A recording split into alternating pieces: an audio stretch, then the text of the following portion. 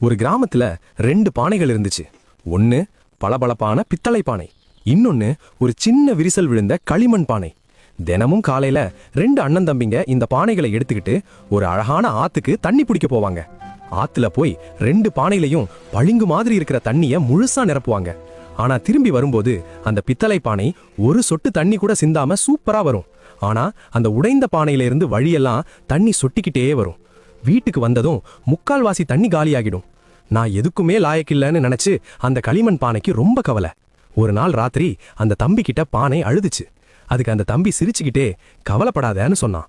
அடுத்த நாள் காலையில நாம தினமும் நடந்து வர்ற பாதையை திரும்பி பாருன்னு அந்த தம்பி பானை கிட்ட சொன்னான். பார்த்தா ஆச்சரியம், பித்தளை பானை வந்த பக்கம் வெறும் மண்ணாதான் இருந்துச்சு. ஆனா விரிசல் பானை தண்ணி சிந்திக்கிட்டே வந்த பாதை முழுக்க கலர் கலரா அழகான பூக்கள் பூத்து குலுங்குச்சு.